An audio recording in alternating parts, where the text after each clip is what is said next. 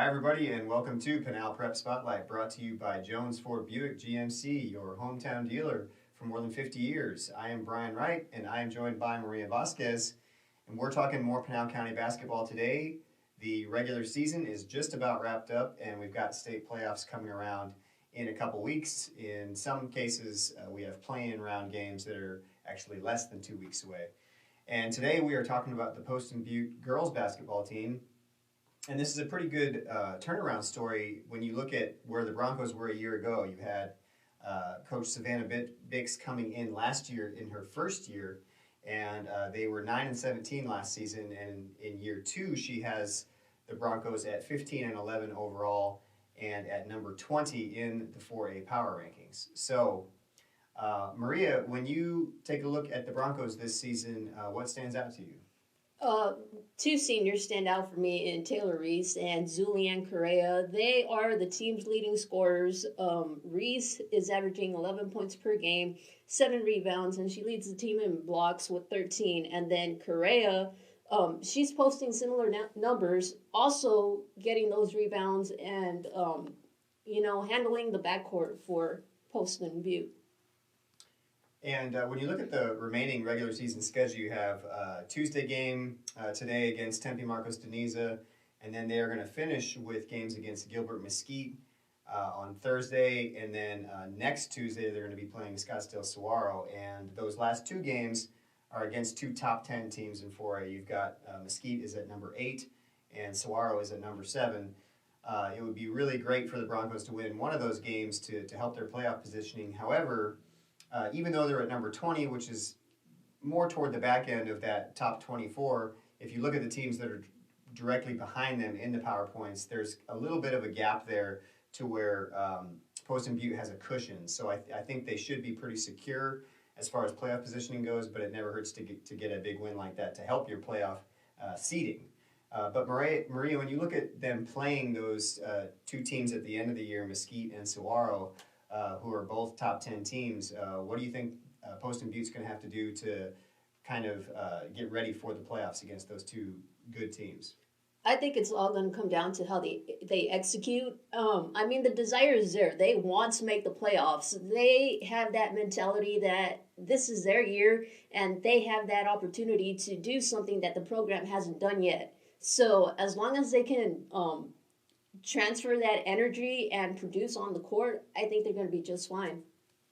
And I think it's interesting, you mentioned their two leading scorers are a couple of seniors. And what is interesting about that is that if you look at their number 3 and number 4 leading scorers, you actually have 2 freshmen. So that speaks very well to what's coming up for the Broncos in the future. But you have Saya Janae Burley, who is averaging 6 points a game. She's the 3rd leading scorer. And then you have Adriana Bachman, who is at 5.9 points per game right behind her. So you got 2 freshmen among your 4 leading scorers. And like I said, that is really going to bode well for Poston Butte moving forward. Now, Maria, what are some of your final thoughts on Poston Butte as they get closer to that playoff experience that they've been looking for? In talking with Coach Bix, she mentioned that, it really depends on how the other regions turn out, and there might be a possibility that because another region winner does win the region, well, then they might be bumped down a little bit. So in order to ensure that, they are going to have to steal a win in one of their final games. Okay, well, that does it for our breakdown on the Poston Butte girls basketball team. Now let's get to our what to watch. And Maria, what do you have this week? This week I have the ALA Ironwood boys soccer team. Now, the Class 3A soccer tournament, they're about to start this week, and currently Ironwood is ranked number 19. And big credit to their 2 forwards. They have Kevin Chacon and Eloy Solis. They're averaging around a goal. Each are averaging around a goal each game, and their 5 losses this year. They're 7-5. They're against top playoff teams, so it's going to be interesting to see how they can bounce back from those regular season losses.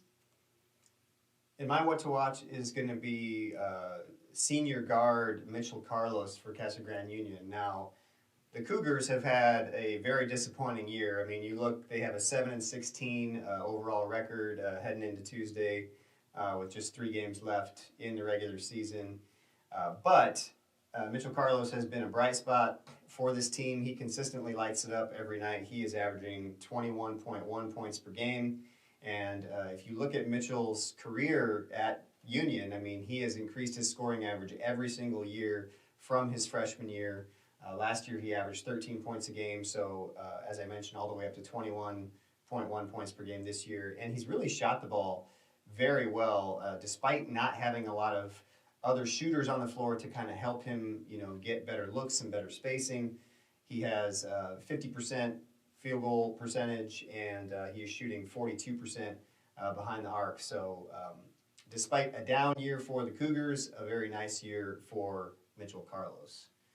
That does it for our show this week. Remember to visit pinalcentral.com for all of your winter sports action, including the playoffs coming up around the corner, and we will see you next week.